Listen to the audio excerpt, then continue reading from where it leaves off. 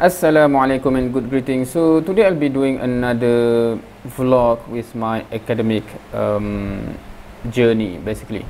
So this is the end of second week of classes, and I teach two sections in this particular course, which is mechanic statics, meaning that each week I have 4 class sessions. And in the previous video we have covered the feedback of both sections, so we have the remaining 6 sessions of feedback, and we will go through them in this video. Right, I'm trying to see because I have glanced through, but I'm trying to capture just to remind myself now and also for the future what are the feedbacks and how do I improve further, inshallah. That's the intention. Hopefully yeah, here goes. So this is okay, let me see, this will be the first session that we have, meaning the first session after the briefing, meaning the second class of the first week. Okay, so the feedback given, nice and steady, thank you. I really can't wait how 3D vector question will look like. Is the question will mention the z-axis, or we will figure out ourselves? Question mark. Okay, so in the first class we actually cover 2D questions, how to deal with trigonometry, etc. So I also already mentioned that please make sure you understand how to deal with 2D, because after this we will go to 3D. If you struggle to understand how to deal with trigonometry in 2D, it will be harder in 3D, right? So I think this question is anticipating that. Okay, next class.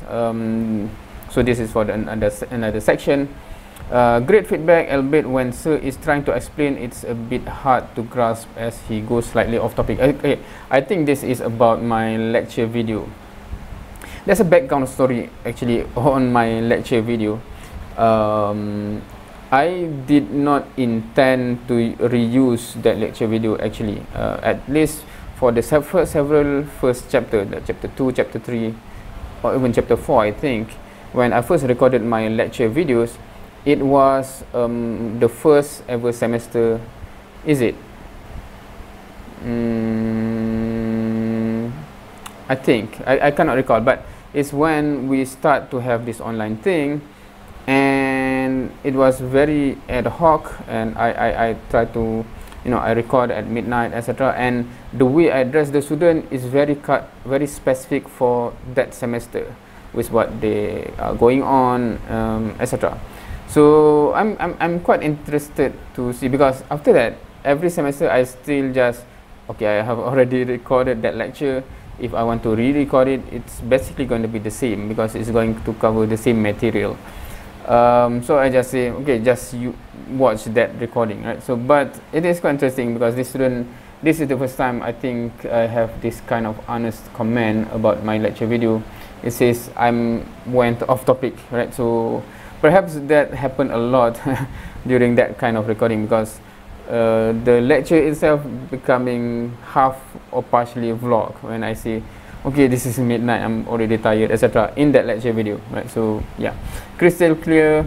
I have ample time to prepare for the quiz and also learn something new after Hafsina shared his question. Okay, so this I think is one student actually asks question during the session, and another student actually benefit from it. So that's why I think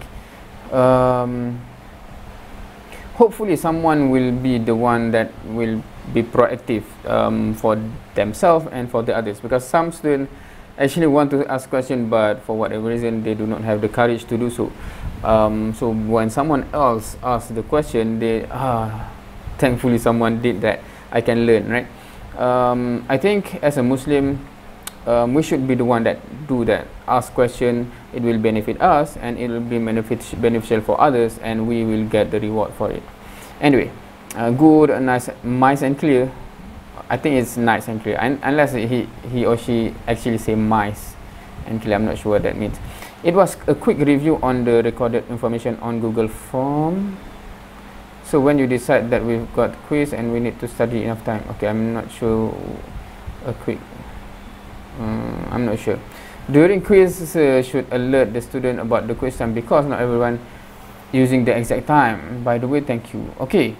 Yeah, I think I overlook this sometimes, the fact that some student, when we are doing off campus, right, some student are at home, so normally I assume at home, in the same country but at their hometown, but there are some international student as well that is at the different time zone, so that's quite interesting. I hope by now they already have accustomed to adjust when I say the quiz will be at this AM or this PM in the middle of the class, for example, right? We set the quiz to be there.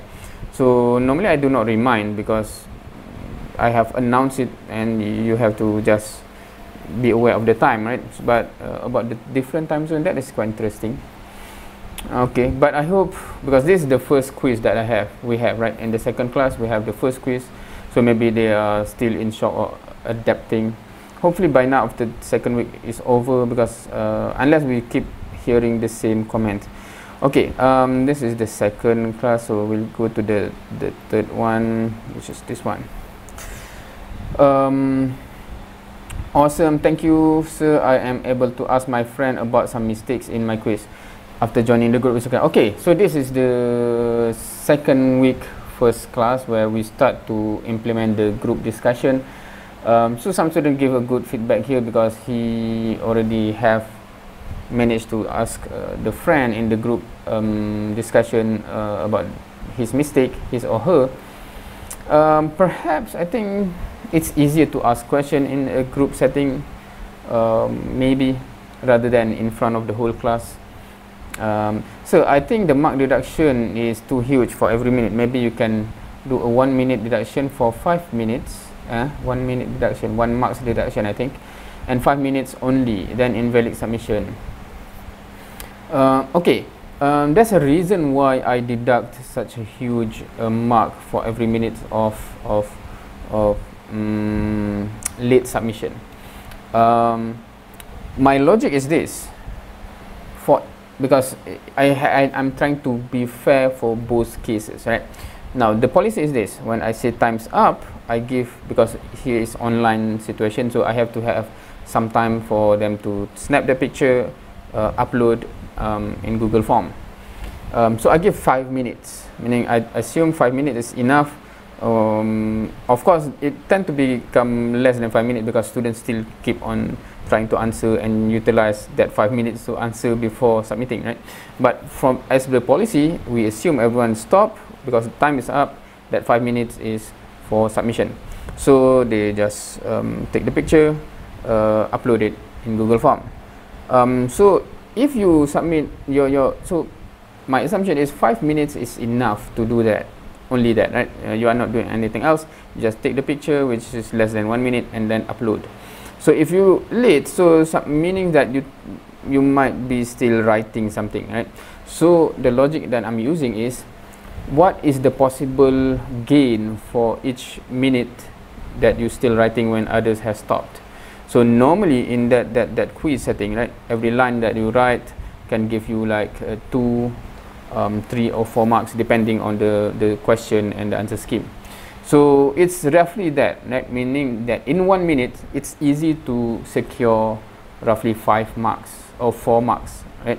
So I will deduct that amount of marks for each minutes that you extend or you submit late, right? So when you have 2 minutes late, and I assume you use 2 minutes there to write something, and it's possible to get 8 marks in 2 minutes. Just writing 3 lines, you can secure that, or 4 lines, you can secure that 8 marks, right? That's why the deduction is as such. For every minute, I will minus 4 marks. So if you late 5 minutes, deduct 20 marks, which is the full marks. Yeah, so that's the rationale behind it. Yeah, so easy topic. Okay, so this student is very confident. It says easy topic. Of course, the early chapter is just mostly what they have learned before, so it should be easy or not that difficult. Alright, so the next response is this one. great, clear and informative. The discussion group seemed to be awkward at it is the first time there was a minute of silence.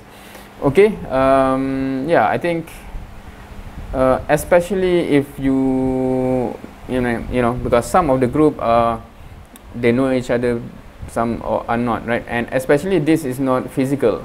If physical, we just, okay, you group is you group is you, at least you are there in a group and you bound to at least start something, right? Okay, someone say something and then we move on.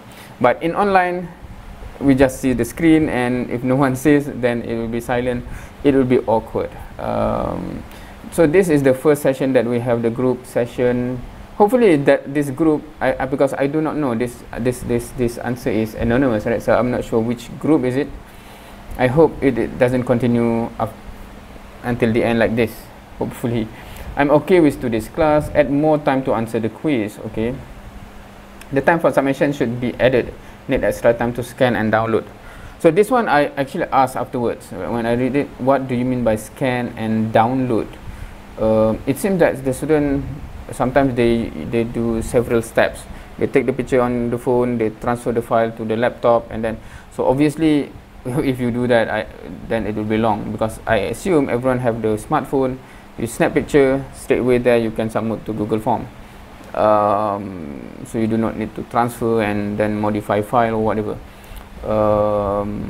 Yeah, we need more time for submission. Need more time for quiz submission. Okay, so they are feeling this time constraint.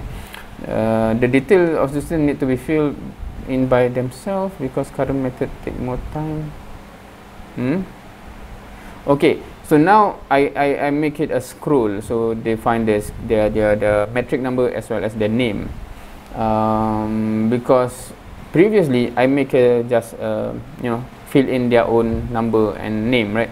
But maybe because previously it becomes, I don't like that option because some students miswrite their numbers, etc. So it become a headache to try to how to say, to detect who is this belong to, etc. Right? So I just put every metric number and they have to select. Motivation, do a lot of exercises, serious talk. I'm not sure whether this is like his lesson learned. Okay, I need to do a lot of exercises, or he actually commanded me do a lot of exercises, serious talk. I hope not that one, but if I'm not sure if he think that I need a lot of exercises.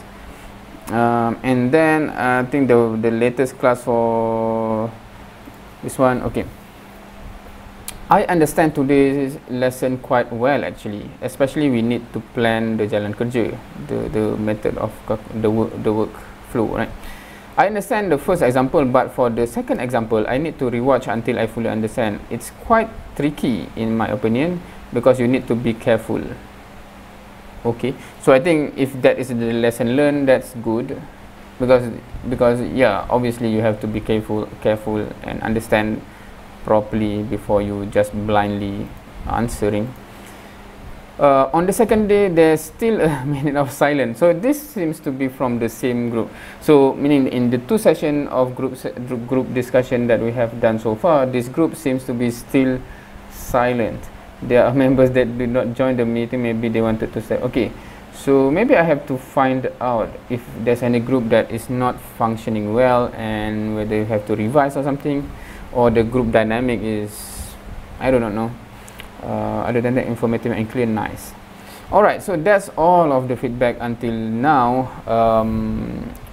So I think one thing that I have to ask the group is about this issue, whether the group, because I cannot pinpoint this one because this is anonymous, so I have to ask everyone, is everyone happy with the group or anything is needed perhaps, inshallah.